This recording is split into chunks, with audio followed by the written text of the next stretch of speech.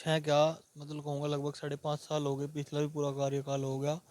और इसकी अच्छाई की मैं आपको बात करूँ संजय जी, ये तो आम जनमानस कोई भी बता सकता है कि जो सबसे पहले तो सबसे ज़रूरी है हम गांव वाले लोगों के लिए भी, शहर वाले लोगों के लिए रहने के लिए भी कानून व्यवस्था, वो आप देख ही रहे हैं उसमें कितना सुधार है। ये बात कहूँगा, ऐसा नहीं है कि बिल्कुल भर्तियाँ आनी बंद हो गई हैं, या आपको ये कि लोग सरकारी नौकरियां ख़त्म हो गई हैं।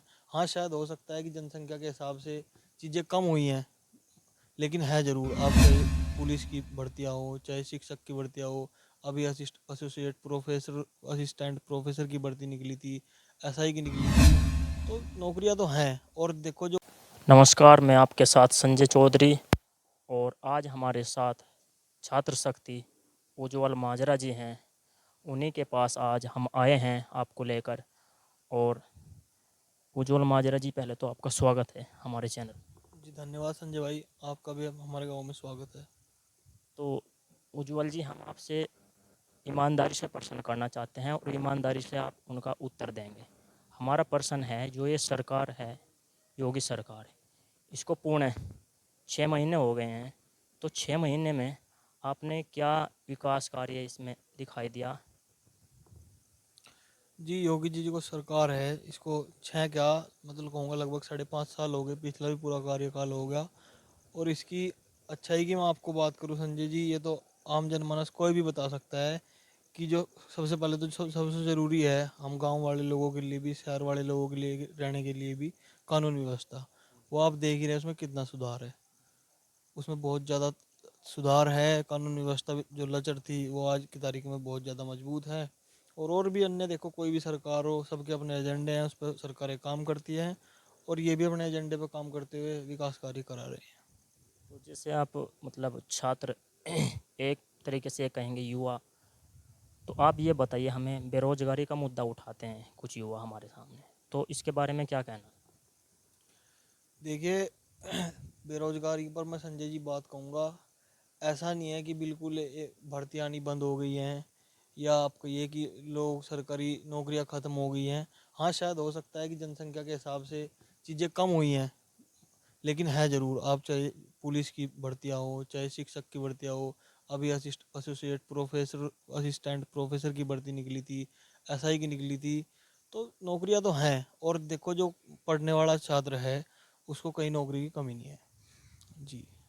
लेकिन एक मेरी मांग है आपके माध्यम से सरकार से भी, क्योंकि मैं छात्र पृष्ठभूमि से मैं आता हूँ, छात्र राजनीति मैंने करी है, उसी से मेरी शुरुआत हुई है। जो सबसे प्रबल मुद्दा है वो हम सरकार से, योगी जी से मांग करना चाहेंगे कि छात्र संघ के जो चुनाव है वो बहाल हो। क्योंकि छात्र शक्ति एक ऐसी शक्ति है जिसका मतलब छात्र संघ होना एक बहुत जरूरी है कॉलेजों में, विश्वविद्यालयों में। उससे ही हमारे जो होनहार छात्र हैं वो अगर राजनीति में जाएंगे, और हम छात्र संघ अध्यक्ष होगा, वो छात्रों का नेतृत्व करेगा, उनकी मांगे रखेगा प्रशासन, कॉलेज प्रशासन के सामने। फिलहाल कोई सुविधाएं नहीं मतलब सुनने वाला नहीं है फिलहाल कोई कॉलेजों में, विश्वविद्यालयों में। तो इससे बड़ा नुकसान हो रहा है छात्रों में, एक मांग है, एक रोष है। तो छात्र संघ के चुनाव बहाल होने चाहिए। तो उज्ज्वल जी, ये तो बात थी राजनीति की। हम आपके जीवन के बारे में ये जानना चाहते हैं, जो ये राजनीति जज्बा आपके अंदर है, ये पहले से ही है या कुछ समय बाद ये पनप आप? देखिए राजनीति की मैं आपको बताऊं, जो मेरा गांव है माजरा, इसकी भी पूरी राजनीतिक पृष्ठभूमि रही है। मेरे गांव में एमएलए, जिला अध्यक्ष, जिला पंचायत सदस्य, मतलब आदि आदि बहुत पद से बहुत कृपा ईश्वर की हमारे गांव पर रही है। और मेरे पिताजी थे, उनकी 2003 में डेथ हो गई थी। लेकिन मेरे पिताजी विधानसभा अध्यक्ष थे समाजवादी पार्टी के उस टाइम जब उनकी डेथ हुई, तो ये तो मुझे विरासत में मिली है। और उसके साथ साथ मुझे मतलब मैं जब छोटा था, 16-17 साल मेरी उम्र रही होगी, तब मैं 12th मैंने पास आउट करी। तो एक जज्बा था अंदर थी कि हाँ समाज के बीच जाऊँ, समाज के बीच अपनी एक पहचान होनी चाहिए, जो अपने लोगों का भला कर सकूँ, गरीब लोगों का, जिसका भी मेरे से जो भी बन पड़ सके उसके लिए करूँ। ये मेरी इच्छा थी, इसी लेकर मैं मुद्दा लेकर राजनीति में आया था। अच्छी बात है। तो उज्ज्वल जी, हमको ये बताइए, जो ये फिलहाल सिलसिला चल रहा है, सिलसिला क्या चल रहा है राजस्थान में? राजस्थान में सिलसिला चल रहा है सचिन पायलट और अशोक गहलोत का, तो इसके बारे में क्या कहेंगे? आपका क्या कहना है इसके? देखिए मैं पहले भी 1-2 इंटरव्यू में कह चुका हूँ, और सभी की मांग है लगभग पूरे देश से, युवाओं की मैं खासकर कहूँगा कि पायलट जी जो हैं एक बहुत ही बड़े और बहुत ही मतलब आगे जाने वाले नेता हैं। बहुत ही सुलझे हुए, बहुत अट्रैक्टिव, और बहुत ही मतलब उनके पास विज़न है युवाओं को लेकर भी, पूरे देश को लेकर। तो उनको बिल्कुल आगे आना चाहिए, और मुख्यमंत्री नहीं, मेरी तो ऐसी कामना है कि वो आने वाले समय में इस देश के प्रधानमंत्री तक जाएँ, और वो जाएँगे भी, ऐसा मेरा विश्वास है। तो जो आपकी ये विडंबना है, ये सचिन पायलट जी के नेतृत्व में आपने जो बात की है, तो सचिन पायलट जी में आपको आखिरकार ऐसा क्या देखने को मिला जो आपको अन्य नेताओं में नहीं? सबसे बड़ी बात मैं आपको बताऊं, सबसे बड़ी संजय जी, आप भी एक पत्रकार हैं, और हम रोज देखते हैं नेताओं को, मतलब इस देश में लाखों नेता हैं, लेकिन सचिन पायलट जी में जो बात है जो उनको औरों से अलग बनाती है, सबसे बड़ी बात है उनकी कार्यशैली और उनकी भाषा शैली। आज तक सचिन जी ने एक ऐसा शब्द अपनी जबान से नहीं बोला जिस पे उन्हें शर्मिंदा होना पड़े, या जिस पे नेशनल मीडिया द्वारा उन्हें ट्रोल किया जाए। हमेशा बहुत सदा हुआ, बहुत संयम, बहुत धैर्य, इतना पेशेंस उनके अंदर है संजय जी, इतना राजनीतिक व्यक्ति तो छोड़ो, किसी आम इंसान के अंदर होता नहीं है सचिन जी। और दूसरा, बहुत सोच समझ कर बोलते हैं, और बहुत ही अच्छा बोलते हैं, लोगों को प्रभावित कर सकते हैं, लोगों के काम कराते हैं। और कांग्रेस की जो हालत 2013 में थी, 27 सीटों पर आ गई थी कांग्रेस राजस्थान में, गांव गांव प्रदेश अध्यक्ष बने 2014 में, उसके बाद 4 साल तक बिना रुके बिना थके पुलिस की लाठियां खाई, पैदल गांव गांव घूमे, ढाणी ढाणी घूमे, तब जाकर इस कांग्रेस को सत्ता में वापसी दिलाई सचिन पायलट जी ने। और उनके बारे में विपक्ष भी सचिन पायलट जी के बारे में कहता है कि is a good person in a bad party, is a right person in A wrong party. तो सभी चाहते हैं कि सचिन पायलट जी आएँ राजस्थान में। तो राजस्थान में सचिन पायलट जी आने के बाद विकास कार्य क्या करने वाले हैं, कुछ उसके बारे में कहेंगे? विकास करेंगे में कितना विकास करेंगे?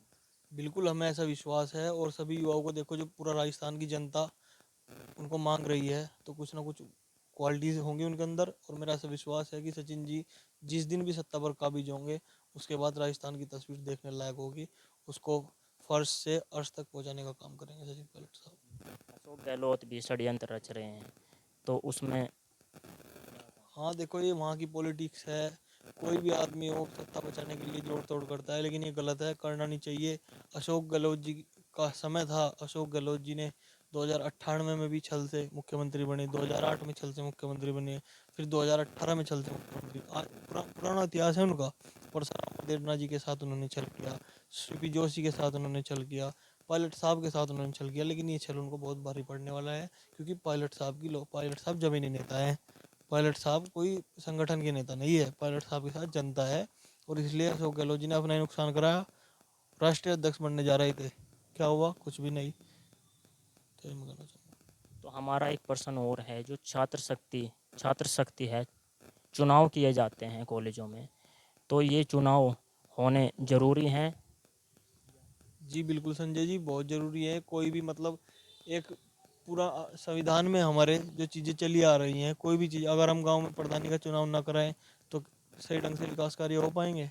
अगर हम विधायक के, अगर हम सांसद के, अगर हम ये चुनाव ना कराएं, तो बताइए, क्षेत्र को प्रतिनिधित्व तो चाहिए। तो इसी तरह कॉलेजों को, विश्वविद्यालय को भी, छात्रों को भी अपना एक प्रतिनिधि जरूर चाहिए, क्योंकि अब उनके पास जब ताकत होगी तो वो अपनी मांगे एक व्यक्ति से कह सकते हैं कि ये उनको ज़रूरत है। वो उनका माध्यम बनकर वो कुलपति से, वो प्रिंसिपल से, वो शिक्षा मंत्री से, वो सरकार तक उनकी आवाज़ को उठाने का काम कार्य कर सकता है। तो छात्र संघ अध्यक्ष वो बीच की कड़ी होता है। और हमारी मांग है, मैं खुद इस चीज़ का, मैं 2017 में गोचर महाविद्यालय से छात्र संघ का चुनाव लड़ रहा था। एंड टाइम पर योगी जी ने फरमान जारी करा कि पूरे प्रदेश में छात्र संघ के चुनाव नहीं होंगे। तब हम बहुत हताश हुए थे।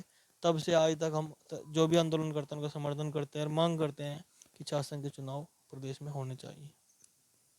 तो अंत में क्या कहेंगे आप उज्जवल जी? अंत में क्या कहेंगे आप, जो हताश होकर, निराश होकर व्यक्ति, या ये कहें स्टूडेंट लाइफ में जो जी रहे हैं और उनके अंदर जज्बा है पॉलिटिशियन का, तो हताश होकर वो घर पर रुक जाते हैं, बार बार बुलाने पर भी नहीं आते, तो उनके बारे में क्या कहेंगे आप? क्या उनको आगे नहीं बढ़ना चाहिए? जी बिल्कुल बढ़ना चाहिए, उनका हक है, और को मैं समझता हूँ कि कोई भी उनसे उनका हक नहीं छीन सकता, और छीनना भी नहीं चाहिए। सरकार को उनकी भावना को समझते हुए जल्द से जल्द छात्र संघ के चुनाव बहाल करने चाहिए। तो बहुत बहुत धन्यवाद आपका उज्जवल माजरा जी। तो आज हमने बातचीत की उज्जवल माजरा जी से, काफ़ी जानकारी प्राप्त की। उज्जवल माजरा जी कहना चाहते हैं कि छात्र संघ का चुनाव होना चाहिए और ये जल्द से जल्द बहाल करना चाहिए। और आप मेरे साथ जुड़े रहने के लिए धन्यवाद। मैं आपका साथी